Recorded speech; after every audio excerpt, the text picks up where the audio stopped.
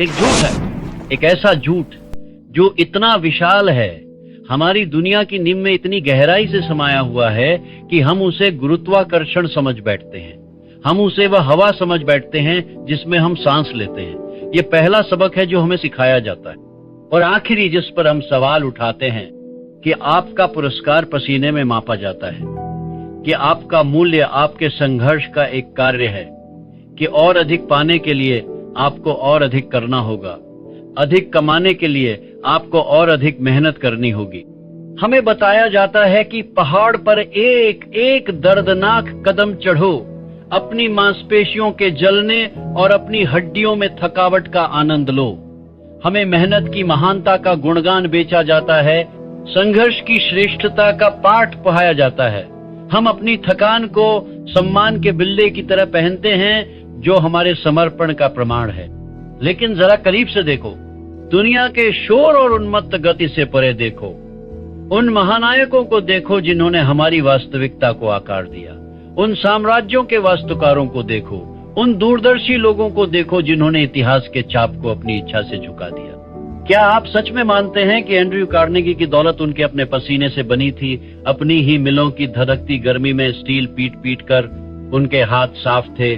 उनका प्रयास एक अलग गुणवत्ता का था, एक पूरी तरह से अलग आयाम का। क्या आप कल्पना करते हैं कि हेनरी फोर्ड ने अपनी क्रांतिकारी लाइन से निकलने वाली हर मॉडल टी पर व्यक्तिगत रूप से हर बोल्ट को कसकर अपना साम्राज्य खड़ा किया था? नहीं, उन्होंने अपने द्वारा नियोजित हजारों आदमियों से अधिक मेहनत नहीं की। उन्होंने अस्तित्व के एक अलग तल पर काम किया। वे और उनके जैसे इतिहास के अन्य मौन दिग्गज एक रहस्य समझते थे, एक रहस्य जो इतना सरल है कि गहरा है, और इतना गहरा है कि इसे अक्सर कल्पना कहकर खारिज कर दिया जाता है। आप अपने जीवन, अपने प्रभाव, अपनी आय को 10 गुना करने के लिए अपने प्रयास को 10 गुना नहीं करते हैं। आप मशीन में लगाए गए घंटों को गुना करके अपने परिणामों को गुना नहीं करते। वह बोझ ढोने वाले जानवर का रास्ता है, उस पुर्जे का रास्ता है जो हमेशा घूमता रहता है लेकिन कभी आगे नहीं बढ़ता। असली काम, वह एकमात्र काम जो वास्तव में मायने रखता है, वह मौन है, वह अदृश्य है। यह काम आंखों के पीछे एक अनुशासित मन की पवित्र शांति में किया जाता है। यह विचार का निरंतर केंद्रित ज्वालामुखी प्रयास है। अपनी आय को 10 गुना करना कठिन काम करने के बारे में नहीं है। यह एक ऐसी शक्ति का स्वामी बनने के बारे में है जो इतनी शक्तिशाली है कि वह पहाड़ों को बिना छुए हिला सकती है, बिना पत्थर उठाए साम्राज्य बना सकती है, और मानो आदेश देकर इधर से धन को आकर्षित कर सकती है। यह समझने के बारे में है कि आपको आपके समय के लिए भुगतान नहीं किया जाता है, आपको आपके मूल्य के लिए भुगतान किया जाता है, और आप दुनिया में जो मूल्य ला सकते हैं वह आपके हाथों से सीमित नहीं है, बल्कि केवल आपके दिमाग के दायरे से सीमित है। यह कोई रूपक नहीं है, ये एक तंत्र है, ये उपलब्धि का छिपा हुआ भौतिकी है। जो दुनिया आप अपने चारों ओर देखते हैं, जिस कार को आप चलाते हैं, जिस स्क्रीन पर आप इसे देख रहे हैं, वे सभी आर्थिक प्रणालियां जो हमारे जीवन को नियंत्रित करती हैं, वे सभी एक ही स्थान पर पैदा हुई थी। वे सभी एक मानव मन के मौन उपजाऊ अंधकार में गर्भित हुई थी। एक विचार कल्पना की एक क्षणभंगुर चिंगारी को पकड़ा गया, पोषित किया गया, और एक जलती हुई जुनूनी एकाग्रता के साथ तब तक रखा गया जब तक कि उसे भौतिक वास्तविकता में अवक्षेपित होने के लिए मजबूर नहीं किया गया। उन्होंने कड़ी मेहनत नहीं की।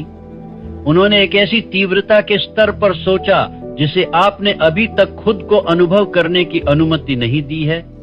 उन्होंने एक ऐसी प्रबलता के साथ विश्वास किया जो पागलपन की सीमा पर था। उन्होंने खुद को एक ऐसे कानून के साथ संरेखित किया जो बिजली की तरह वास्तविक था, गुरुत्वाकर्षण की तरह शक्तिशाली था। वह कानून जो कहता है विचार कारण है और परिस्थितियां प्रभाव हैं। तो सवाल ये नहीं है कि मैं और मेहनत कैसे कर सकता हूं, सवाल ये है मैं अपने भीतर के वास्तुकार को कैसे जगाऊं, मैं खेल में एक मोहरा बनना कैसे बंद करूं, और खिलाड़ी, डिजाइनर वह शक्ति कैसे बनूं जो बिसात पर मोहरों को हिलाती है। यात्रा एक नया उपकरण उठाकर शुरू नहीं होती है, बल्कि एक नए स्व को गढ़कर शुरू होती है। ये इस कट्टरपंथी, भयानक और मुक्तिदायक स्वीकृति के साथ शुरू होता है कि आपकी वर्तमान वास्तविकता, आपकी वर्तमान आय, आपकी वर्तमान सीमाएं आपकी परिस्थितियों का प्रतिबिंब नहीं हैं, वे एक दर्पण हैं जो आपकी अपनी चेतना के सटीक आकार और बनावट को दर्शाते हैं। प्रतिबिंब को बदलने के लिए आप दर्पण को नहीं तोड़ते, आपको उस वस्तु को बदलना होगा जो प्रतिबिंबित हो रही है। आपको कोई नया व्यक्ति बनना होगा और वह परिवर्तन अब इसी क्षण श्रम के महान झूठ में भाग लेना बंद करने और सृजन के दिव्य कार्य में संलग्न होने के निर्णय के साथ शुरू होता है। यह अपना ध्यान भीतर की ओर, उस भट्टी की ओर मोड़कर शुरू होता है जहां दुनियाएं बनती हैं। वह भट्टी आपका मन है और बहुत लंबे समय से यह निष्क्रिय पड़ा है, इसकी आग बुझी हुई है, इसकी क्षमता अप्रयुक्त है।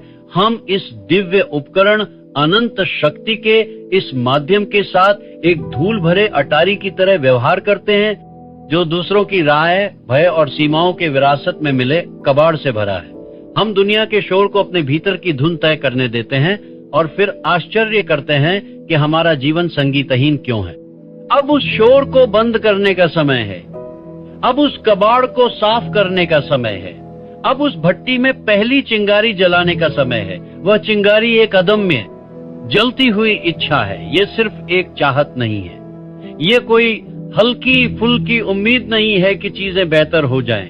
ये एक धधकता हुआ जुनून है, एक ऐसा जुनून जो आपके अस्तित्व के हर रेशे का उपभोग करता है, एक ऐसी इच्छा जो इतनी तीव्र हो कि वह आपके अवचेतन मन की गहराई में प्रवेश कर जाए और उसे एक नए आदेश, एक नए ब्लूप्रिंट के साथ अंकित कर दे। आपकी अवचेतन मन एक वफादार सेवक है। ये तर्क नहीं करता, ये बहस नहीं करता, ये केवल उन आदेशों को स्वीकार करता है जो उसे दिए जाते हैं और फिर अथक रूप से दिन और रात उन आदेशों को भौतिक रूप में प्रकट करने के लिए काम करता है। अब तक आपने इसे संदेह, भय और कमी के ब्लूप्रिंट खिलाए हैं। आपने इसे उस प्रोग्रामिंग को चलाने की अनुमति दी है जो समाज ने, आपके पालन पोषण ने, आपकी असफलताओं ने आपके अंदर स्थापित की। 10 गुना आय का लक्ष्य केवल एक संख्या नहीं है, ये एक घोषणा है। ये आपके पुराने स्व के खिलाफ विद्रोह का एक कार्य है। यह मांग करता है कि आप अपने मन पर संप्रभुता का दावा करें। यह मांग करता है कि आप विश्वास के वास्तुकार बने। विश्वास वह रसायन है जो विचार की अमूर्त ऊर्जा को धन की भौतिक वास्तविकता में बदल देता है। यह कोई निष्क्रिय आशा नहीं है, यह एक सक्रिय गतिशील शक्ति है। यह मन की एक अवस्था है जिसे आप जानबूझकर विकसित कर सकते हैं। यह वही विश्वास था जिसने थॉमस एडिसन को 10,000 असफलताओं के अंधेरे से गुजारा। हर विफलता पर दुनिया ने कहा छोड़ दो, लेकिन एडिसन के मन में यह विफलता नहीं थी। यह केवल एक ऐसे तरीके का उन्मूलन था जो काम नहीं करता था, उसे उस एक तरीके के करीब लाता था जो काम करेगा। उसका विश्वास उसकी दृष्टि की निश्चितता में था। वह जानता था संदेह की छाया के बिना कि बिजली के प्रकाश का सिद्धांत मान्य था। उसका काम केवल उस विधि को उजागर करना था जिसके द्वारा वह प्रकट होगा। उसने कड़ी मेहनत नहीं की, उसने विश्वास के साथ काम किया। आपका विश्वास आपकी सबसे बड़ी संपत्ति है। यह वह चुंबक है जो अवसरों, लोगों और संसाधनों को आपकी ओर खींचता है। जब आप एक विचार को पूर्ण विश्वास के साथ धारण करते हैं तो आप एक कंपन, एक ऊर्जा का उत्सर्जन करते हैं जो ब्रह्मांड की शक्तियों के साथ प्रतिध्वनित होती है। आप एक संकेत भेजते हैं और ब्रह्मांड को उस संकेत का जवाब देना चाहिए, लेकिन विश्वास शून्य में पैदा नहीं होता है। इसे ऑटो सुझाव के सिद्धांत के माध्यम से पोषित और प्रोग्राम किया जाना चाहिए। आपको जानबूझकर अपने अवचेतन मन को उन विचारों और भावनाओं से संतृप्त करना होगा जो उस वास्तविकता के अनुरूप हैं जिसे आप बनाना चाहते हैं। इसका अर्थ है अपने लक्ष्यों को पढ़ना, उन्हें जोर से बोलना, उन्हें महसूस करना जैसे कि वे पहले से ही सच हैं। इसका अर्थ है अपने मन की आंखों में खुद को उस आय को अर्जित करते हुए, उस जीवन को जीते हुए उस व्यक्ति के रूप में देखना। ये बच्चों का खेल नहीं है, ये मानसिक इंजीनियरिंग का उच्चतम रूप है। आप सचमुच अपने मस्तिष्क के तंत्रिका मार्गों को फिर से तार तार कर रहे हैं। आप गरीबी की चेतना को मिटा रहे हैं और समृद्धि की चेतना को स्थापित कर रहे हैं। आप अपने मन के बगीचे से संदेह के खरपतवारों को उखाड़ रहे हैं और विश्वास के बीज बो रहे हैं। ये प्रक्रिया मांग करती है, ये मांग करती है कि आप अपने मन के द्वार पर एक अथक प्रहरी बने। आपको उन विचारों को अस्वीकार करना होगा जो आपके लक्ष्य के साथ असंगत हैं। आपको अपने आंतरिक संवाद को नियंत्रित करना होगा। उस आलोचक को चुप कराना होगा जो कहता है तुम ये नहीं कर सकते। आपको अपने आप को उन लोगों, सूचनाओं और वातावरणों से घेरना होगा जो आपके विश्वास को मजबूत करते हैं, न कि उसे कमजोर करते हैं। ये वह जगह है जहां असली काम होता है। दुनिया को दिखाने के लिए कोई पसीना नहीं है, कोई थकी हुई मांसपेशियां नहीं है। ये एक आंतरिक लड़ाई है जो आपके मन के अखाड़े में लड़ी और जीती जाती है। यह अपने पुराने आत्म पर विजय पाने का अथक अनुशासित कार्य है। हर बार जब आप संदेह पर विश्वास चुनते हैं, हर बार जब आप भय पर साहस चुनते हैं, हर बार जब आप अपनी दृष्टि को अपनी वर्तमान परिस्थितियों से अधिक वास्तविक बनाते हैं, तो आप एक लड़ाई जीत रहे होते हैं। और इन जीतों का संचयी प्रभाव उस आंतरिक शक्ति का निर्माण करता है जो अंततः बाहरी दुनिया को आकार देती है। एक लोहार की कल्पना करो जो एक तलवार बना रहा है। वह लोहे के ठंडे कठोर टुकड़े से शुरू करता है। उसकी इच्छा आग है जो भट्टी को सफेद गर्म करती है। उसका विश्वास हथौड़ा है। उसका निश्चित उद्देश्य निहाई है जिस पर वह धातु को आकार देता है। हर प्रहार, हर सचेत जानबूझकर किया गया प्रहार लोहे को बदल देता है। यह अनाज को संरेखित करता है, अशुद्धियों को बाहर निकालता है और इसे एक ऐसा रूप देता है जो पहले केवल उसकी कल्पना में मौजूद था। आपका मन वह भट्टी है, आपका विचार वह कच्चा लोहा है, आपकी इच्छा वह आग है और आपका विश्वास वह हथौड़ा है। आप अपनी नियति के लोहार हैं, आप अपनी आत्मा के कप्तान हैं। यह महसूस करने का समय है कि आपके हाथ में जो हथौड़ा है वह दुनिया की किसी भी शक्ति करापनेबाज से अधिक शक्तिशाली है। अब इसे उठाओ और काम पर लग जाओ। असली काम, अपने भाग्य को आकार देने का काम। तो आपने हथौड़ा उठा लिया है, आपकी भट्टी में आग जल रही है। आपने उस अदम्य विश्वास को महसूस किया है जो कहता है यह संभव है। लेकिन शक्ति बिना दिशा के अराजकता है। एक नदी बिना किनारों के केवल एक दलदल बनाती है, बाढ़ लाती है, विनाश करती है। यह केवल तब है जब उस नदी की पूरी ताकत को एक गहरे संकीर्ण चैनल में निर्देशित किया जाता है कि वह चट्टानों को तराशने और घाटियों को आकार देने की शक्ति प्राप्त करती है। आपका विश्वास, आपकी इच्छा, आपकी मानसिक ऊर्जा, यही वह नदी है और इसे निर्देशित करने वाला चैनल है एक निश्चित मुख्य लक्ष्य, एक सुस्पष्ट, अडिग, क्रिस्टल क्लियर उद्देश्य। ये वह जगह है जहां 99% लोग असफल हो जाते हैं। वे अस्पष्टता के कोहरे में अपना जीवन जीते हैं। वे कहते हैं मैं और पैसा चाहता हूं, वे कहते हैं मैं सफल होना चाहता हूं, वे कहते हैं मैं खुश रहना चाहता हूं। ये इच्छाएं नहीं हैं, ये मात्र इच्छाधारी सोच हैं। ये ब्रह्मांड में भेजे गए कमजोर विकृत संकेत हैं और ब्रह्मांड अस्पष्टता का जवाब नहीं देता। यह एक अस्पष्ट पते पर पैकेज नहीं पहुंचा सकता। अधिक पैसा एक लक्ष्य नहीं है। 10 लाख रुपए, 1 करोड़ रुपए, 10 करोड़, आपको ठीक ठीक जानना होगा किस तारीख तक। आपको सटीक होना होगा। आपको अपने मन में उस राशि की एक ऐसी ज्वलंत तस्वीर बनानी होगी कि वह आपके बैंक स्टेटमेंट से भी अधिक वास्तविक लगे। एक वास्तुकार की कल्पना करो जो एक ठेकेदार के पास जाता है और कहता है मुझे एक इमारत चाहिए। ठेकेदार पूछेगा किस तरह की इमारत? वास्तुकार जवाब देता है बस एक अच्छी इमारत। क्या वह इमारत कभी बनेगी? कभी नहीं। एक गगनचुंबी इमारत के निर्माण से पहले हर बीम, हर खिड़की, हर तार के साथ एक विस्तृत ब्लूप्रिंट मौजूद होना चाहिए। उस ब्लूप्रिंट के बिना निर्माण अराजकता है। आपका निश्चित मुख्य लक्ष्य आपके जीवन का ब्लूप्रिंट है। यह आपके मन की अपार रचनात्मक शक्तियों के लिए एक आदेश है। जब आपके पास एक स्पष्ट लिखित निश्चित लक्ष्य होता है तो आपके मन का एक हिस्सा, जिसे रेटिकुलर एक्टिवेटिंग सिस्टम कहा जाता है, जागृत हो जाता है। ये एक आंतरिक खोज इंजन बन जाता है जो लगातार दुनिया को स्कैन करता है, उन लोगों, सूचनाओं और अवसरों को फिल्टर और हाईलाइट करता है जो आपके लक्ष्य के लिए प्रासंगिक हैं। आप अचानक बातचीत सुनना शुरू कर देते हैं जिन्हें आपने पहले अनदेखा कर दिया होता। आप उन लेखों और अवसरों को नोटिस करना शुरू कर देते हैं जो हमेशा वहीं थे लेकिन आपकी चेतना के लिए अदृश्य थे। इसलिए अभी इसी क्षण इस अमूर्त को ठोस बनाओ, इसे लिखो। उस सटीक आय को लिखो जिसे आप अर्जित करने का इरादा रखते हैं। उस तारीख को लिखो जब तक आप इसे अपने कब्जे में कर लेंगे। और यह महत्वपूर्ण है, ये लिखो कि आप उस आय के बदले में क्या देने का इरादा रखते हैं। याद रखें, यहाँ कुछ भी मुफ्त में नहीं मिलता का नियम लागू होता है। आप समय का व्यापार नहीं कर रहे हैं, आप मूल्य का व्यापार कर रहे हैं। तो आप क्या मूल्य देंगे? बेहतर सेवा, एक नया उत्पाद, एक अभिनव विचार, अधिक कुशल प्रणाली, विशिष्ट ज्ञान।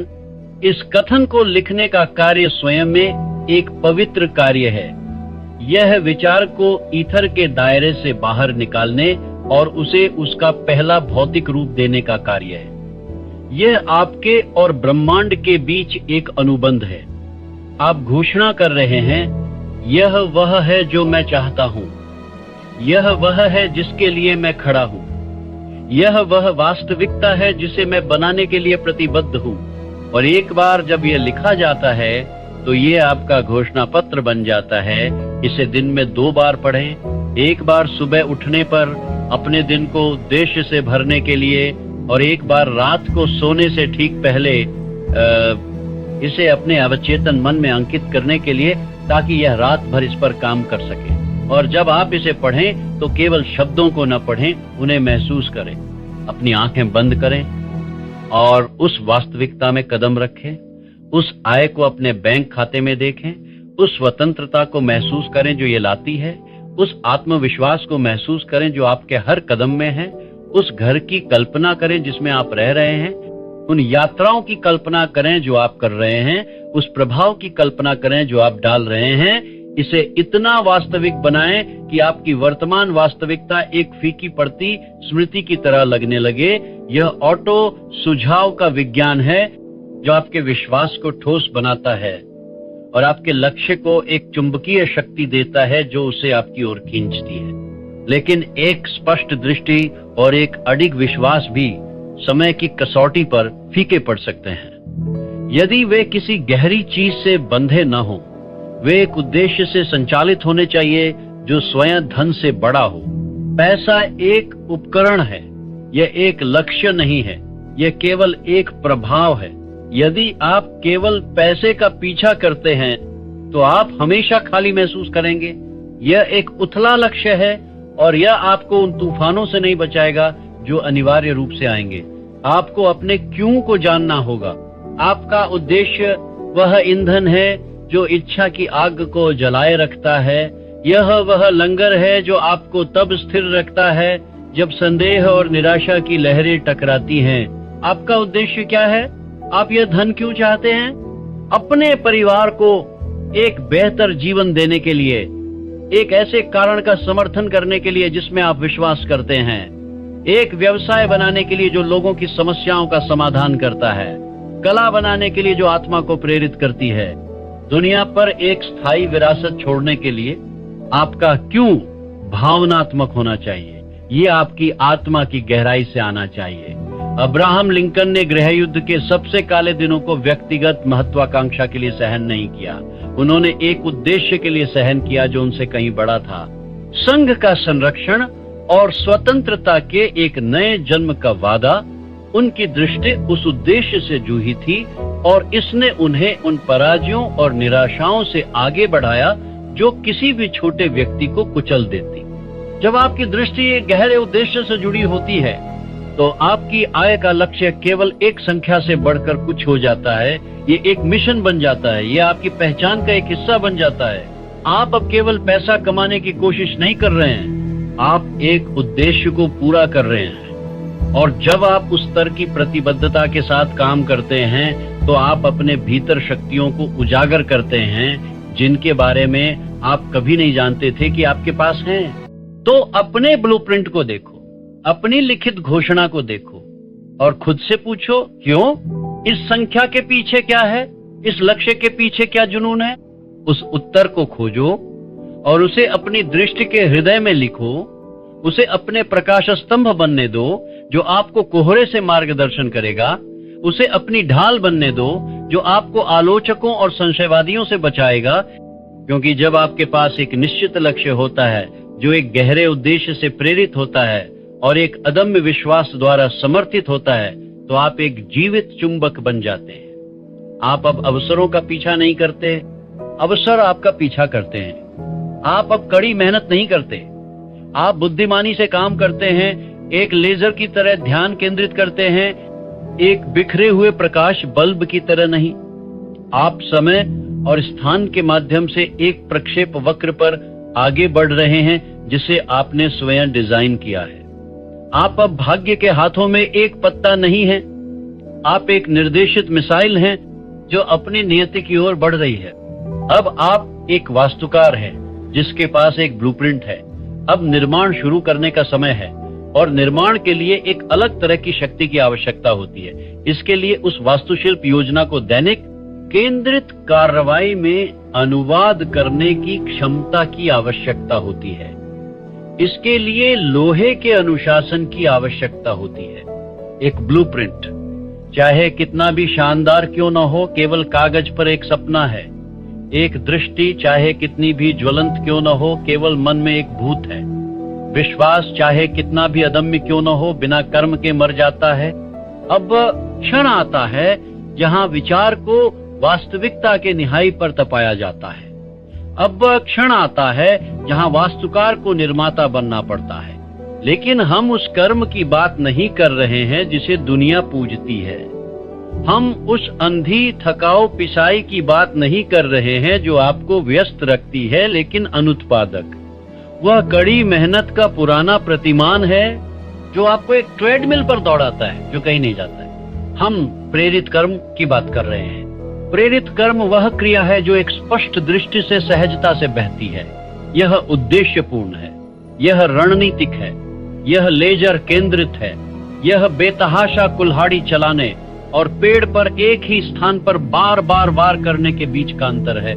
एक आपको थका देता है, दूसरा पेड़ को गिरा देता है। जब आपके पास एक निश्चित मुख्य लक्ष्य होता है तो आप जानते हैं कि हर सुबह कौन सी एक या दो चीजें हैं जो आपको उस लक्ष्य के करीब ले जाएंगी। आप महत्वहीन चीजों को ना कहना सीखते हैं ताकि आप महत्वपूर्ण चीजों को हाँ कह सकें। आप प्रतिक्रिया देना बंद कर देते हैं और निर्माण करना शुरू कर देते हैं। आपका हर कार्य एक उद्देश्य से भरा होता है। यह वह बुद्धिमानी भरा प्रयास है, न कि क्रूर बल जो असाधारण परिणाम देता है। और लक्ष्य और उपलब्धि के बीच का पुल एक ही सामग्री से बना है, लोहे का अनुशासन। अनुशासन वह शब्द नहीं है जिसे लोग सुनना पसंद करते हैं। यह प्रतिबंध, सजा, आनंद की कमी की छवियों को उद्घाटित करता है। यह एक और झूठ है। अनुशासन स्वतंत्रता है, यह आत्म नियंत्रण है, यह आत्म प्रभुत्व है, यह वह करने की क्षमता है जो आपको करने की आवश्यकता है। जब आपको इसे करने की आवश्यकता है, चाहे आप इसे महसूस करें या न करें, अनुशासन उस चीज को चुन रहा है जो आप सबसे अधिक चाहते हैं, उस चीज पर जो आप अभी चाहते हैं। यह आत्मा की मांसपेशी है और हर बार जब आप इसका प्रयोग करते हैं तो यह मजबूत होती है। हर बार जब आप आलस्य पर कार्रवाई चुनते हैं, हर बार जब आप विकर्षण पर ध्यान केंद्रित करते हैं, हर बार जब आप सुविधा पर प्रतिबद्धता चुनते हैं, तो आप इस आंतरिक शक्ति का निर्माण कर रहे होते हैं। लेकिन इच्छा शक्ति एक सीमित संसाधन है। आप अकेले इच्छा शक्ति पर एक साम्राज्य का निर्माण नहीं कर सकते। अनुशासन का सच्चा उद्देश्य सफलता की आदतों का निर्माण करना है। आदतें वह हैं जो भारी बोझ उठाती हैं। आदतें वह प्रणाली हैं जो आपको 10 गुना प्रयास के बिना 10 गुना परिणाम प्राप्त करने की अनुमति देती हैं। सफलता के वास्तुकार जानबूझकर उन आदतों को विकसित करते हैं जो उनके लक्ष्यों का समर्थन करती हैं। जल्दी उठने की आदत ताकि वे दिन के मालिक बन सके, केंद्रित गहरे काम की आदत, विकर्षणों को दूर भगाना, निरंतर सीखने की आदत, हमेशा अपने कौशल को तेज करना, अपने विचारों को प्रबंधित करने की आदत, नकारात्मकता को प्रवेश से इनकार करना, कृतज्ञता का अभ्यास करने की आदत, बहुतायत की आवृत्ति के साथ खुद को संरेखित करना। जब ये कार्य आदत बन जाते हैं तो वे स्वचालित हो जाते हैं। उन्हें अब इच्छा शक्ति की आवश्यकता नहीं होती है। वे वैसे ही हैं जैसे आप हैं। आप सफलता को ऑटो पायलट पर रखते हैं। आप सिस्टम बना रहे हैं जो आपके लिए काम करते हैं, जिससे आपका मन बड़े विचारों, बड़ी रणनीतियों पर ध्यान केंद्रित करने के लिए मुक्त हो जाता है।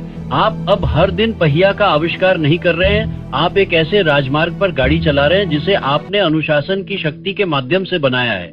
लेकिन इस राजमार्ग पर गड्ढे होंगे, तूफान आएंगे और कभी कभी आप एक ऐसी दीवार से टकराएंगे जो अभेद्य लगती है। इस यात्रा पर आपको हार का सामना करना पड़ेगा। ये एक संभावना नहीं है, ये एक गारंटी है। आपको अस्वीकृति का सामना करना पड़ेगा, आपको आलोचना का सामना करना पड़ेगा। ऐसे क्षण होंगे जब आपके अपने मन में संदेह की आवाज चिल्लाएगी, मैंने तुमसे कहा था कि तुम ये नहीं कर सकते। यही वह बिंदु है जहां 99% लोग रुक जाते हैं। वे अस्थायी झटके को स्थायी विफलता के रूप में देखते हैं। वे तौलिया फेंक देते हैं और उस औसत दर्जे की वास्तविकता में वापस चले जाते हैं जिससे वे बचने की सख्त कोशिश कर रहे थे। लेकिन आपको यह समझना चाहिए, विफलता जैसी कोई चीज नहीं होती है, केवल अस्थायी पराजय होती है। ये एक संकेत है, ये एक प्रतिक्रिया है, ये एक सबक है जिसे अक्सर कठोर रूप में लपेटा जाता है। ये ब्रह्मांड कह रहा है, ये रास्ता नहीं है, समायोजित करो, सीखो, फिर से प्रयास करो। वॉल्ट डिज्नी को एक समाचार पत्र से कल्पना की कमी के लिए निकाल दिया गया था। हेनरी फोर्ड अपने पहले 2 ऑटोमोबाइल उद्यमों में दिवालिया हो गए। थॉमस एडिसन को एक काम करने वाले प्रकाश बल्ब का निर्माण करने से पहले 10,000 बार अस्थायी पराजय का सामना करना पड़ा। जब एक रिपोर्टर ने उनसे पूछा कि 10,000 बार असफल होना कैसा लगा, तो उनकी प्रतिक्रिया उस मानसिकता का प्रतीक थी जो जीतती है। उन्होंने कहा, मैं 10,000 बार असफल नहीं हुआ, मैंने सफलतापूर्वक 10,000 ऐसे तरीके खोजे हैं जो काम नहीं करेंगे। ये केवल शब्दावली नहीं है, ये एक प्रतिमान बदलाव है। ये हर झटके को एक शिक्षा में, हर बाधा को एक सीढ़ी में बदलने की कीमिया है। इसे लचीलापन कहा जाता है। लेकिन लचीलापन सिर्फ वापस उछलने के बारे में नहीं है, ये प्रभाव को अवशोषित करने और उसके कारण मजबूत बनने के बारे में है। ठीक तपे हुए स्टील की तरह, जिसे अपनी ताकत हासिल करने के लिए गर्म किया जाता है, पीटा जाता है और ठंडे पानी में डुबोया जाता है। हर झटका, हर नहीं, हर दिल टूटना आपके संकल्प को तपाने, आपकी दृष्टि को स्पष्ट करने और आपके उद्देश्य को गहरा करने का एक अवसर है। हर विपत्ति के भीतर, चाहे वह कितनी भी दर्दनाक क्यों न हो, एक समान या अधिक लाभ का बीज होता है। यह एक अचूक नियम है। जब आप एक अस्थायी पराजय का सामना करते हैं तो निराशा में डूबने के बजाय आपको तुरंत पूछना चाहिए, यहाँ सबक क्या है? ये कौन सा अवसर पैदा कर रहा है जिसके बारे में मैंने पहले नहीं सोचा था? यह मुझे क्या सिखाने की कोशिश कर रहा है जो मुझे अगले स्तर तक पहुंचने के लिए जानना आवश्यक है? जब आप इस मानसिकता के साथ काम करते हैं तो आप अजेय हो जाते हैं। आप अब परिस्थितियों के शिकार नहीं हैं। आप एक कीमियागर हैं जो दर्द को ज्ञान में और हार को जीत में बदल रहे हैं। आप अनुकूलनशीलता की कला सीख रहे हैं। आप समझ रहे हैं कि आपका ब्लूप्रिंट पत्थर में नहीं लिखा है। लक्ष्य निश्चित है, लेकिन उस तक पहुंचने का मार्ग लचीला हो सकता है। तो जब आप गिरें, और आप गिरेंगे, तो बहुत देर तक नीचे न रहें। धूल झाड़ें, घावों को स्वीकार करें, सबक निकालें और फिर से उठें। हर बार जब आप उठते हैं तो आप थोड़े लंबे, थोड़े मजबूत, अपनी दृष्टि की निश्चितता में थोड़े अधिक दृढ़ होते हैं। ये वह प्रक्रिया है जो आपको उस व्यक्ति में गढ़ती है जो 10 गुना आय को संभालने में सक्षम है। धन उस व्यक्ति की ओर आकर्षित होता है जो बन चुका है, न कि उस व्यक्ति की ओर जो केवल इसकी कामना करता है। यह यात्रा आपको तोड़ेगी, यह आपके पुराने स्व को तोड़ देगी ताकि एक नया स्व उभर सके। यह आपके अहंकार को नष्ट कर देगी, आपकी धारणाओं को चुनौती देगी और आपको अपनी सीमाओं के किनारे तक धकेल देगी। और उस प्रक्रिया में यह आपको वह ताकत, वह ज्ञान और वह लचीलापन प्रदान करेगी जिसकी आपको न केवल अपने लक्ष्य तक पहुंचने के लिए बल्कि उससे बहुत आगे जाने के लिए आवश्यकता है। आपके पास आपका ब्लूप्रिंट है, आपके पास अनुशासन है और अब आपके पास अस्थायी पराजय का सामना करने का रहस्य है। लेकिन एक अंतिम घटक है, एक शक्ति गुणक जो आपकी प्रगति को घातीय रूप से तेज कर सकता है। एक सिद्धांत इतना शक्तिशाली है कि एंड्रयू कार्नेगी ने इसे अपनी पूरी सफलता का श्रेय दिया। यह अकेले काम करने और एक अजेय शक्ति के रूप में काम करने के बीच का अंतर है। वह शक्ति गुणक, वह सिद्धांत जिसे कार्नेगी ने अपनी सारी सफलता का आधार माना, सरल और गहरा दोनों है। इसे कहते हैं मास्टरमाइंड। यह 2 या 2 से अधिक मनों का समन्वय है जो एक निश्चित उद्देश्य की खोज में पूर्ण सामंजस्य में काम कर रहे हैं। जब मन इस तरह से जुड़ते हैं तो एक तीसरी अदृश्य अमूर्त शक्ति पैदा होती है, एक तीसरा मन जो व्यक्तिगत मनों के योग से कहीं अधिक शक्तिशाली होता है। ये सिर्फ नेटवर्किंग नहीं है, ये सिर्फ दोस्त बनाना नहीं है, ये ऊर्जा, ज्ञान, संसाधनों और विश्वास का एक सचेत संलयन है। अकेले आप एक चिंगारी हैं, एक मास्टरमाइंड के साथ आप एक धधकता हुआ नरक हैं। इतिहास के हर महान भाग्य, हर महान उपलब्धि के पीछे एक मास्टरमाइंड गठबंधन रहा है। फोर्ड के पास अपने इंजीनियर थे, एडिसन के पास अपने शोधकर्ता थे, वे अपनी दृष्टि के केंद्र थे, लेकिन उन्होंने खुद को उन मनों से घेर लिया जो उनकी अपनी क्षमताओं को पूरक और गुणा करते थे। आज की दुनिया में ये सिद्धांत पहले से कहीं अधिक सुलभ है। ये ऑनलाइन समुदायों, मेंटरशिप, रणनीतिक साझेदारियों और यहाँ तक कि आपके व्यक्तिगत संबंधों में भी पाया जा सकता है। आपको सचेत रूप से उन लोगों की तलाश करनी होगी और उनके साथ जुड़ना होगा जो आपकी सोच को ऊपर उठाते हैं, जो आपकी सीमाओं को चुनौती देते हैं, जो आपको आपके द्वारा निर्धारित उच्च मानकों के प्रति जवाबदेह ठहराते हैं। आपको उन लोगों की संगति को बेरहमी से छोड़ना होगा जो आपको नीचे खींचते हैं, जो आपकी महत्वाकांक्षाओं का मजाक उड़ाते हैं, जो आपको उस औसत दर्जे के आराम क्षेत्र में वापस खींचना चाहते हैं जिससे आप भागने की कोशिश कर रहे हैं। आपकी संगति या तो आपका ईंधन होगी या आपका लंगर। बुद्धिमानी से चुने, एक मास्टरमाइंड का निर्माण करें और आप पाएंगे कि आपकी व्यक्तिगत शक्ति घातीय रूप से बढ़ जाती है। आप दूसरों के अनुभव, ज्ञान और विश्वास से लाभान्वित होते हैं जैसे वे आपके से लाभान्वित होते हैं। यह वह अंतिम उत्तोलन है जो साधारण को असाधारण में बदल देता है।